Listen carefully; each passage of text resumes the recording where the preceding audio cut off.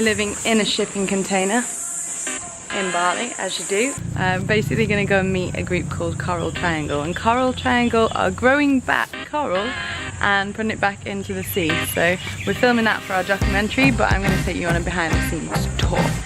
Aren't you lucky? As with most of the experiences in Bali, it involves near death, because you're going to have to drive a lot of the way on a moped, as always. So my co-pilot and our camera woman of the day, Vic, is going to be driving on the back. I say driving, riding on the back of my moped, trusting my moped ability. There she is, on the road again. How we go, mate?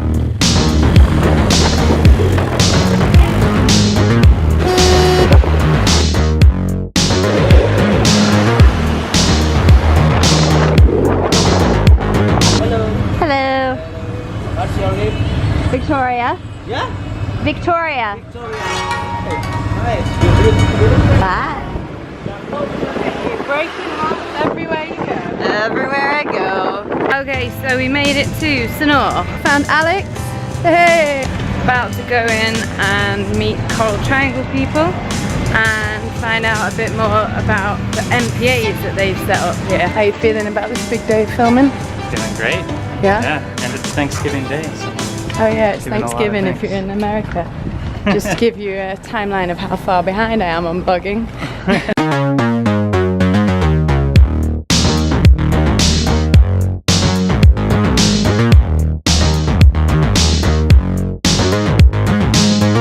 It's big.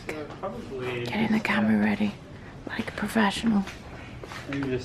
So this is Lilani? Yeah. Yeah. And she works here at Coral Triangle and has set us up with our first contact that we're going to meet and film. And hopefully this weather's going to hold out. CTC, we believe that if we are protect the habitat, anything inside the habitat will be protected, will be safe. What would you say are the main threats to coral in this area right now? Pollutions. And the second is marine tourism development. They are trying to develop marine tourism infrastructures. Like, it's okay? Like marine tourism development is very fast. CTC doing the coral transplantation with local community to rehabilitate the coral in the wild.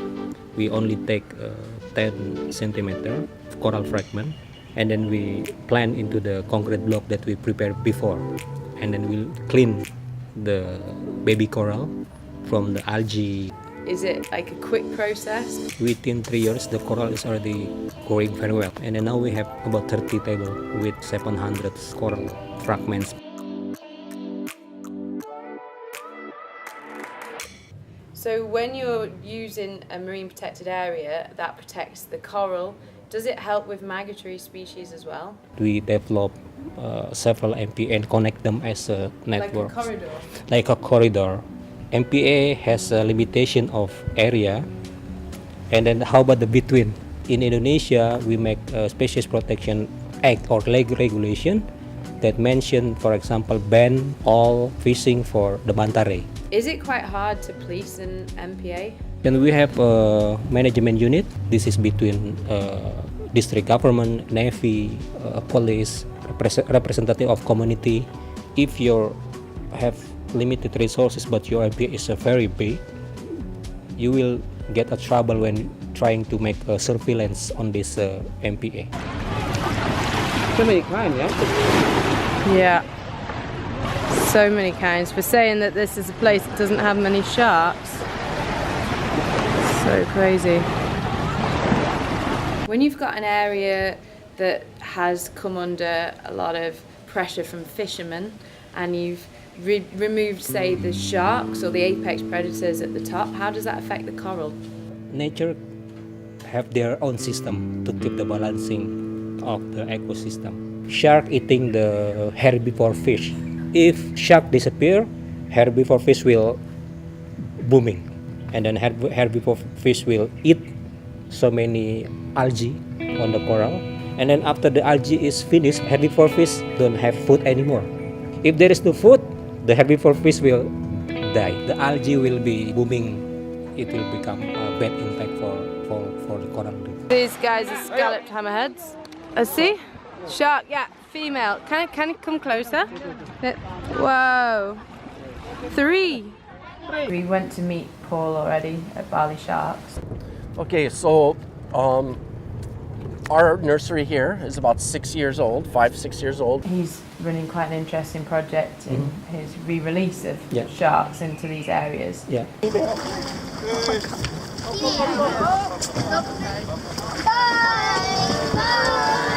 This kind of reminds me of rewilding, which happens on land, where they protect an area of, say, trees or forest, and then they reintroduce the top predator species. Do you think that that would work in a marine environment? So many divers come to look the shark, to find the hammerhead shark. They are very excited, and this is bring value. Alternative livelihood is very important. Like in Nusa Penida, after July to October, the what they call small mackerel season is finished, and then after that there is no income. Just generally, like, this is not specific to Bali, but just your opinion, how do you think we're going to go on in the next 10, 20 years? Even just within my lifetime, for example, with the population expanding the way it is, do you think that we will be able to sustain that at the ocean? I think yes, I'm still optimistic about the ocean future. How many hours did that just take? Oh, I don't know. Was that 3 hours? A little bit too good at talking, unfortunately. There's Vic's just getting some extra B-roll from around this beautiful pool. That's a wrap. That's a wrap. Are you gonna clap? That's the... Oh, that was poor. Gonna leave now, get some food because I'm absolutely starving, and it's really hot and I didn't put some cream on, so I'm probably getting redder by the second. She says I live in Uluwatu. I don't know what to do now. She says, I live in Uluwatu. Or maybe, That's handy. no, I think it's actually like this. I live in Uluwatu. I don't think it's like that.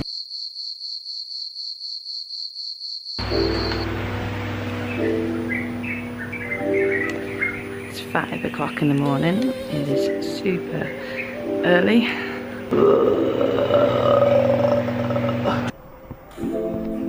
I'm walking round to our friend's house because we're all about to go on a big trip to Nusa Lembongan, which is one of the islands off the coast of Bali. Now it's kind of work because we're going to go and film the reef that Coral Triangle are growing, but at the same time there's going to be a little bit of play there.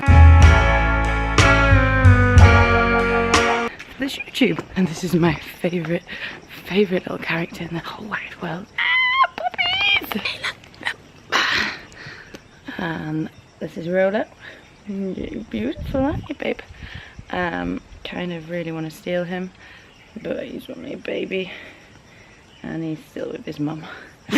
I say he's Roller, I totally named him myself. Are you getting up? Yeah. Hurry up! No. You up? Oh yeah? I can't see. You don't seem like you're up. Hang on. Hey! And there's Dane, the polite one. Rookie. Cause all I do is work hard, no sleep, repeat it. All I do is work hard, no sleep, repeat it. All I do is work hard, no sleep, repeat it. Give a little love to a hit song machine.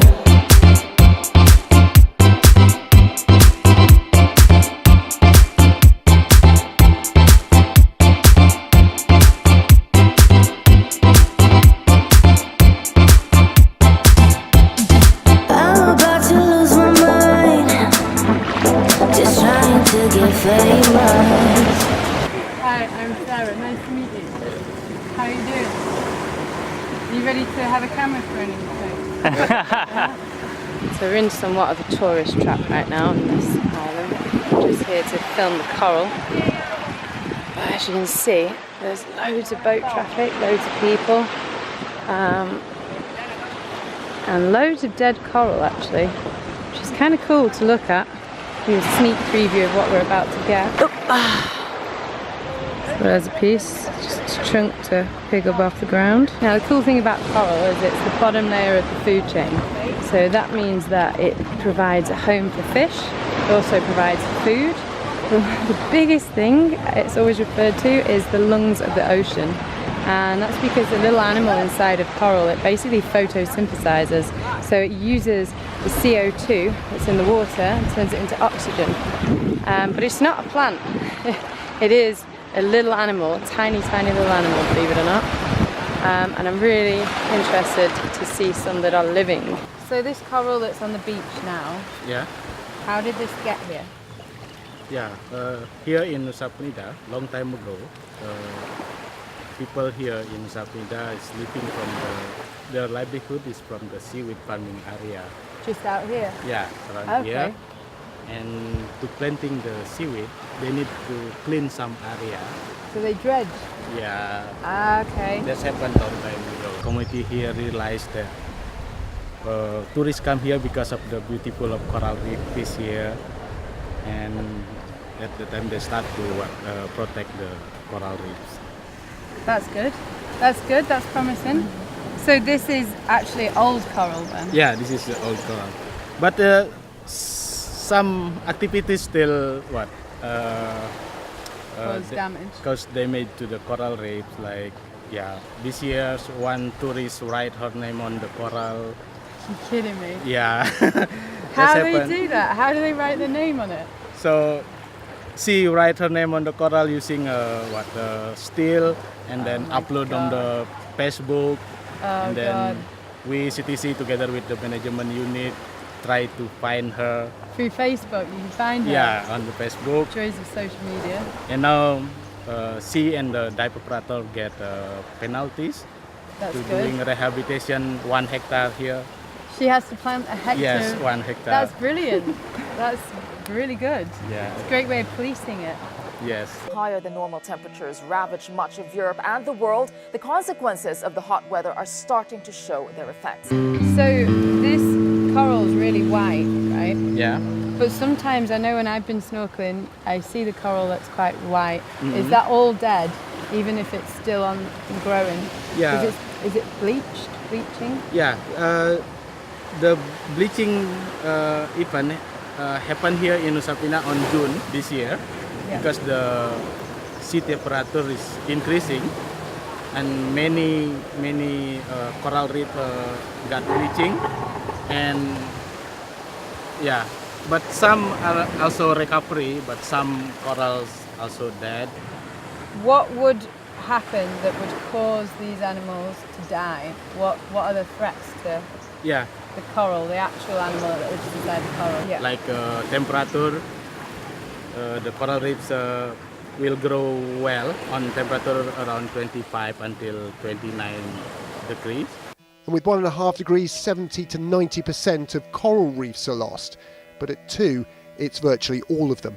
Yeah. And also need the clean water. Yeah. There's no waste come. On the surface too, it's not natural, it's plastic. The acidity has Yeah. to be right, I guess. So actually our actions from around the world, not just this island, Yeah. can affect a Yes. piece of coral. Yes. Very, very hard to protect them. Yes. Very hard. Limiting warming to 1.5 degrees is not impossible, but will require unprecedented transitions in all aspects of society.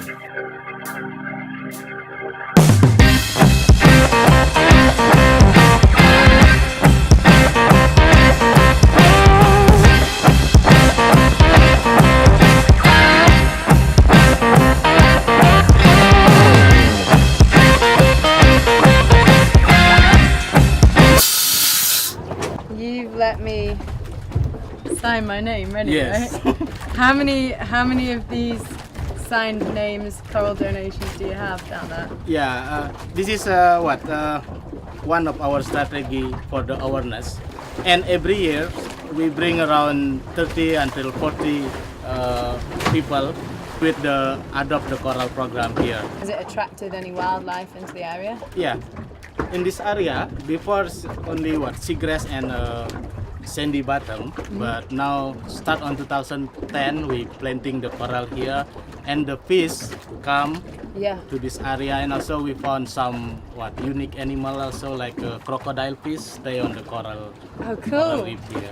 That's awesome. Hopefully so, when we dive you can show it. Yeah, so it's already become habitat then. Yes. Useful habitat. Yes.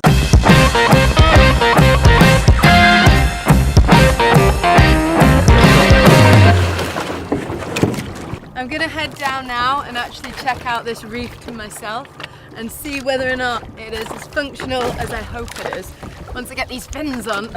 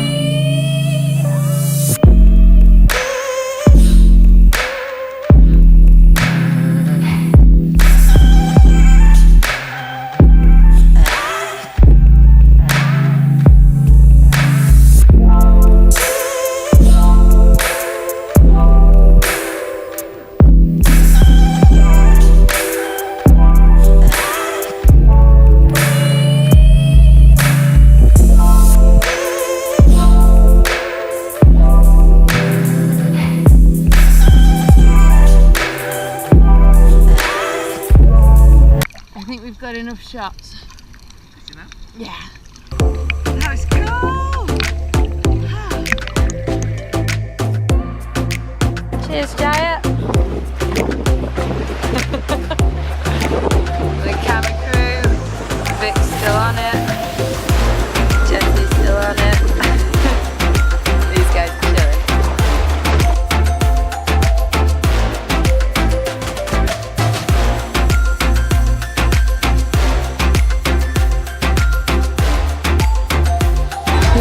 With this, if you're ever going to vlog, you have to ignore your own face and look at that bit. I see it now. You're distracted by your own beauty, aren't you? You can't handle it. Full on, bro, and I'm on scarf as well. Yeah.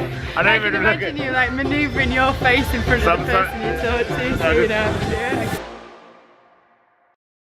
Oh, I'm so washed out. I actually never planned to have to film an extra conclusion to this video. However, you may have noticed my tan's gone, my hair is no longer as blonde. Time has passed since I actually filmed this. I originally set out when we started filming this to make a documentary on ocean rewilding, and unfortunately we didn't get to get all that footage. We actually ended up on a same-day flight to South Africa. I can't, I'm freaking out right now. You may have seen that video in my YouTube channel, but what I did get was this. Basically, no matter how hard these organisations are working, Coral Triangle, Bali Sharks, any of these small individuals that are working so hard, unfortunately you cannot protect one species without protecting the entire food chain. You can't protect the entire food chain without protecting an ecosystem, and there's no way to protect an entire ecosystem unless we're able to protect the climate. All of this with the global warming and that, a lot of it's a hoax. It's a hoax. I mean, it's a money-making industry, okay? So I think what has become more apparent to me than ever before is that no matter how far we stray and how far we get away from the beaten track, humans all around the world are actually having an effect in these remote locations. So our actions, more than ever before, are important, even if it doesn't seem that we're connected to these places. Anyway, I apologise that I've not been posting very often. I have been busy behind the scenes. My children's book! Ah! I don't know if you follow my Instagram, but you should do, link below. You'll get all sorts of lifetime footage. We had quite a good night's sleep. What about you? Do you have a good night's sleep? Do I look like I had a good night's sleep?